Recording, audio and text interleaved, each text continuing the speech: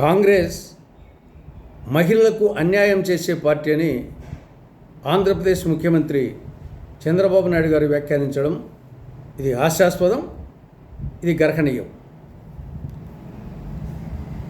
చంద్రబాబు నాయుడు గారి రాజకీయ ప్రస్థానం ప్రారంభమైందే కాంగ్రెస్ పార్టీతో.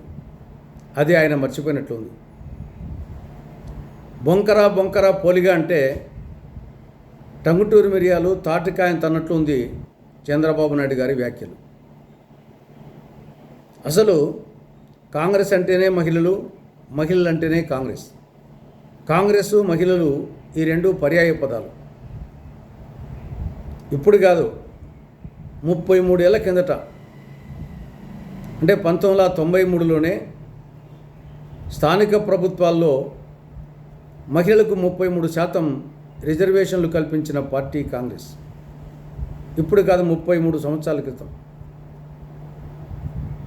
ఈ కారణంగా కొన్ని లక్షల మంది మహిళలు కార్పొరేషన్ మేయర్లుగా, కార్పొరేటర్లుగా, మున్సిపల్ చైర్మన్లుగా, కౌన్సిలర్లుగా, జిల్లా పరిషత్ చైర్మన్లుగా, జెడ్పీటీసీలుగా, మండల పరిషత్ అధ్యక్షులుగా, ఎంపీటీసీలుగా, సర్పంచులుగా, వార్డు మెంబర్లుగా అయ్యారు. లక్షలాది మంది. దీనికి కారణం కాంగ్రెస్. అనీ బీసెంట్, సరోజినీ నాయుడు, శ్రీమతి ఇందిరాగాంధీ, శ్రీమతి సోనియా గాంధీ లాంటి మహిళలు భారత జాతీయ కాంగ్రెస్కు, ప్రపంచంలోనే అతిపెద్ద ప్రజాస్వామిక లౌకిక సామ్యవాద పార్టీ అయినటువంటి కాంగ్రెస్ పార్టీకి జాతీయ అధ్యక్షులుగా పనిచేశారు.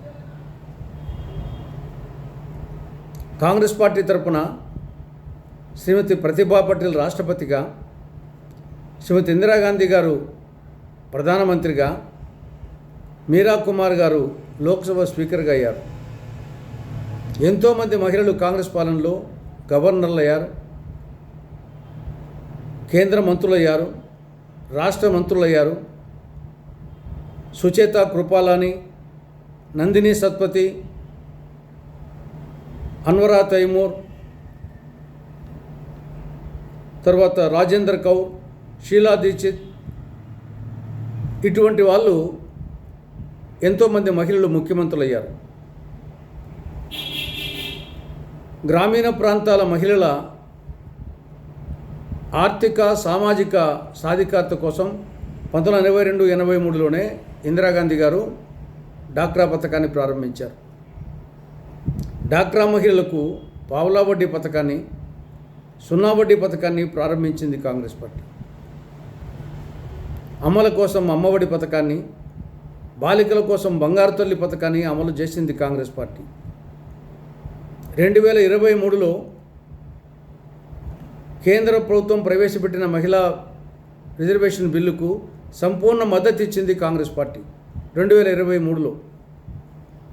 అటు ఈ విధంగా కాంగ్రెస్ అంటే మహిళలు, మహిళలు అంటే కాంగ్రెస్ అనే విధంగా పర్యాయ పదాలుగా చరిత్రలో మారిపోయాయి.